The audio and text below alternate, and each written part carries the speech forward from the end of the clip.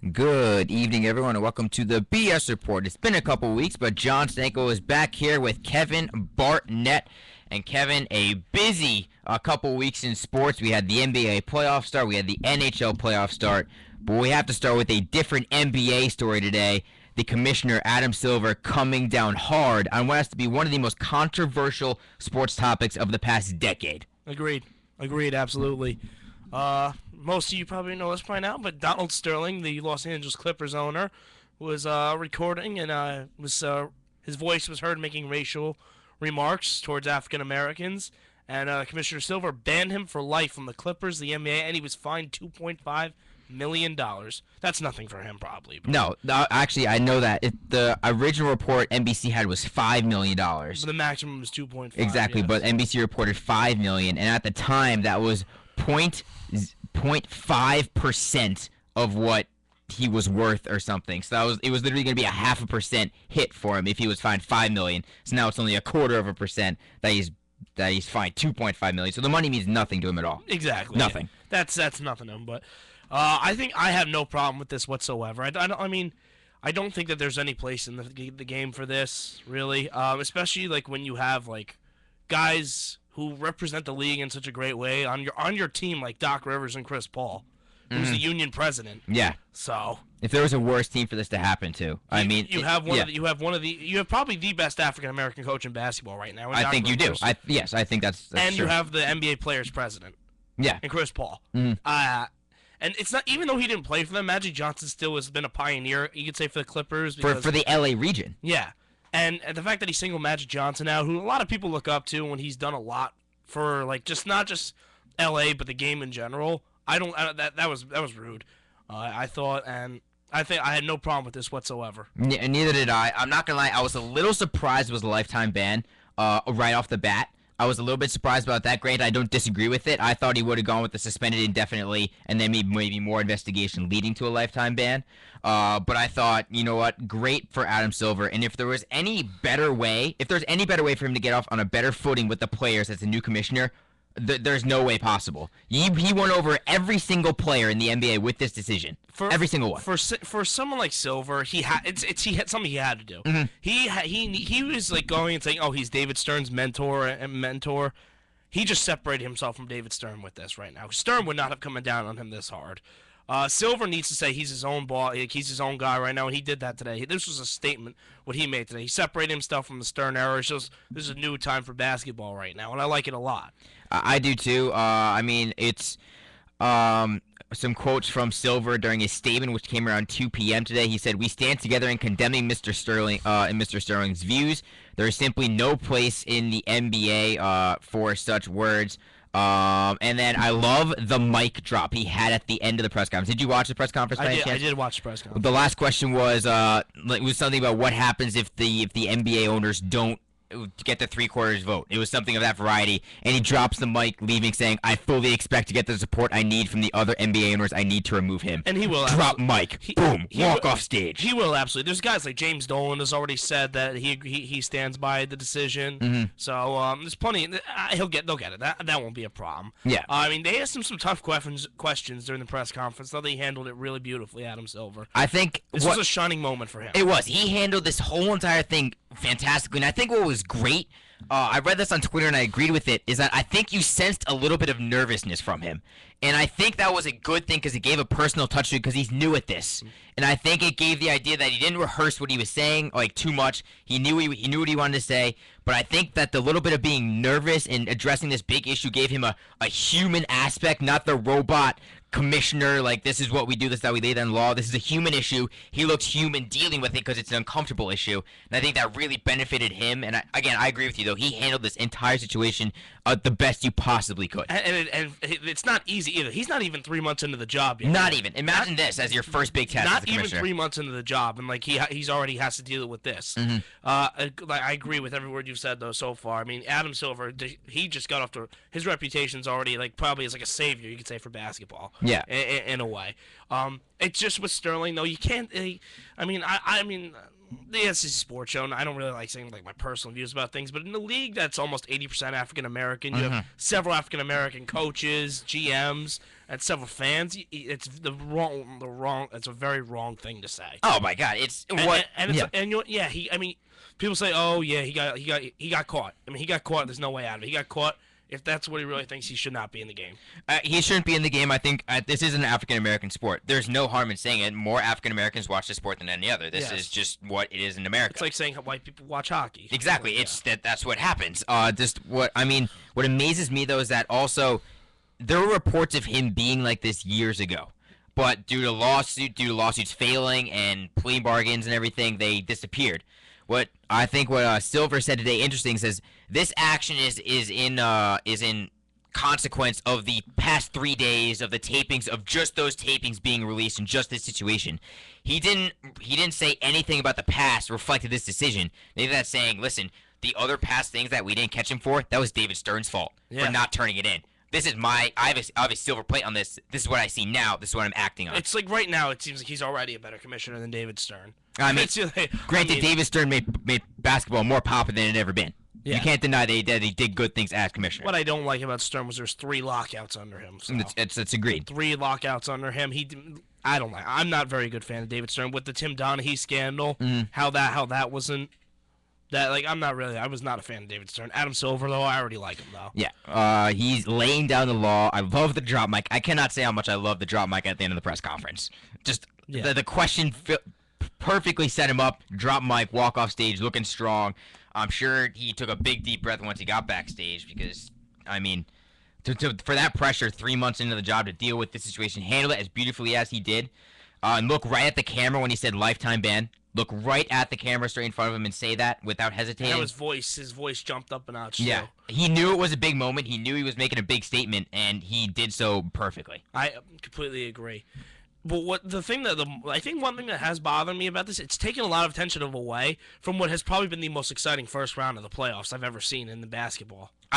There's been some fantastic games. There's Game 3 of Dallas, San Antonio, Game 4 of Houston and Portland may have been one of the best games I've ever seen. I remember you watching, you saying that the San Antonio Dallas game was a good old fashioned Texas shootout or something. Yeah. It was on Twitter. You said that. It was Texas fantastic. Showdown. Yes. And then later that night, I think it could have even been topped by the Houston and Portland game. I personally still think the Vince Carter 3 at the end of the game is the best game.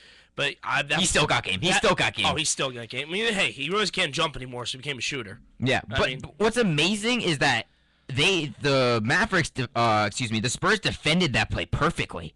Like, they did everything they could to stop that shot. That's a contested 3 fading away in the corner. And he just nailed it. He nailed it. He nailed it. You can't defend that shot any better than he did. Nothing but net, too. I mean, unbelievable. It has been a fantastic play. But I want to get your thoughts on another report that came out after the whole press conference was that the NBA was ready to boycott the playoffs tonight if Adam Silver didn't ban for life Sterling and fine him or whatever it was. They're willing to boycott games. I want to get your thought on that. Whether or not you think that was a good idea by the players to think that, or I don't know. I mean, it's got to be hard for the players to play for a guy like Donald Sterling. I don't think that I didn't really like. I understand like how they came together with the thing in midcourt. They did their shirts inside out, but at the same time, like Donald Sterling is not just the Clippers. Like I think it would have been nice to say like we are one. Like they have a thing with we are one right now. Yeah, which I like on that. The Clippers homepage. Yes, and I thought that would have been nice, like saying like if they maybe did even play with the logo. But I get how they're trying to take a stand right now, so I don't think that they would have boycotted. I think no matter what, he was getting a lifetime ban because this is something for Silver's reputation. He had to set something. I think that made himself look really good, and I think he was doing it anyway, no matter what. Mm-hmm. The boycott, I don't think they were boycotting. I mean, these guys are paid millions of dollars to play basketball, and this is something that they love. It shouldn't. One man's thoughts shouldn't stop it. I don't think that. So. I agree. I think it was just... If they were willing to play Game 4, I think they would have played Game 5. I am incredibly interested to see what the atmosphere will be like in Los Angeles tonight for Game 5. A series tied at 2. A great series. The Warriors and the Clippers. Great series. I'm really interested to see what the arena is going to be like. Yeah, this is...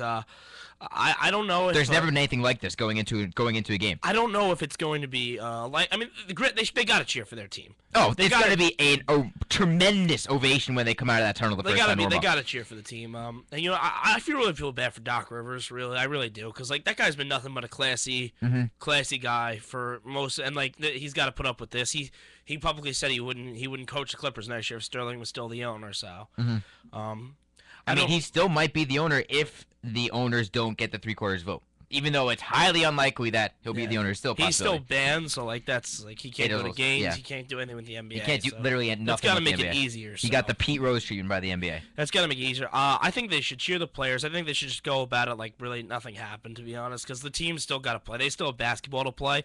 They're in a tight series. It's 2-2 right now in that series.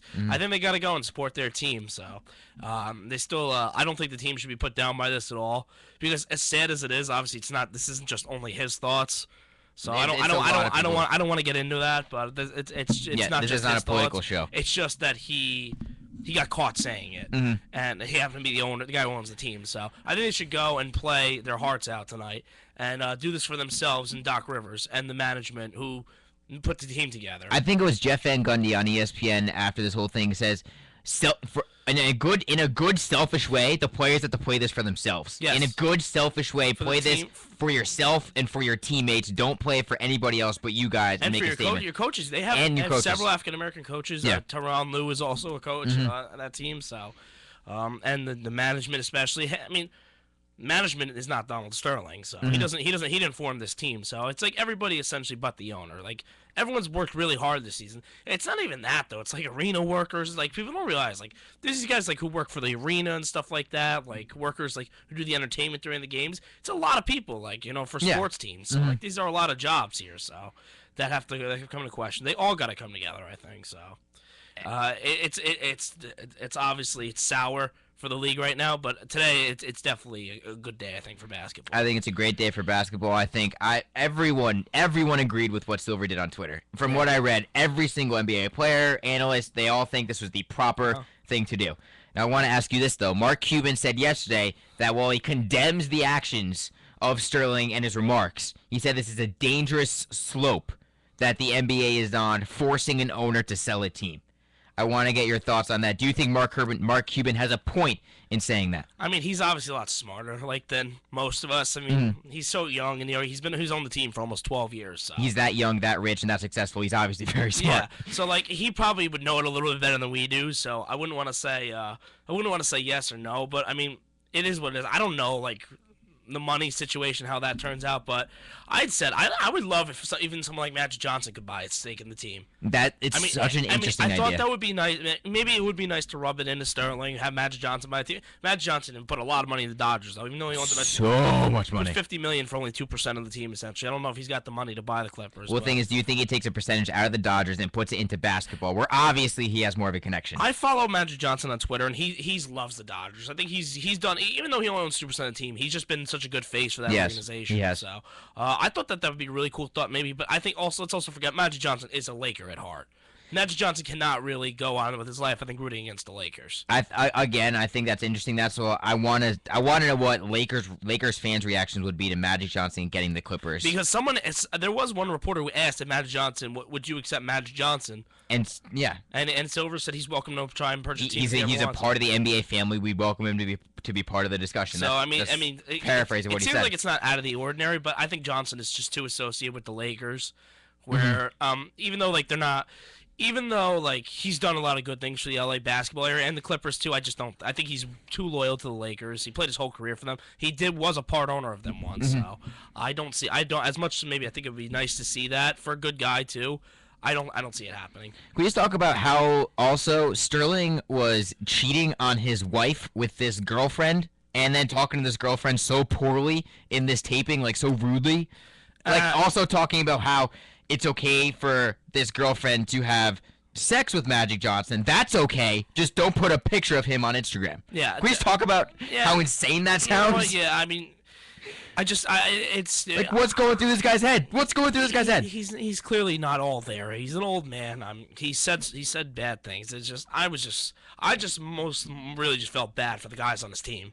I mean, like, obviously, I definitely feel bad for all players in the NBA, like the the players. I was following all these players' Twitters today, and they had the tweets on the bottom of ESPN. That was great what they did. The production putting up the live tweets of the reactions. Live tweets. Yeah. You know what? He said what he said. He can't take it back. It's him. He as much as he could come out. He hasn't come out and said I'm sorry. So.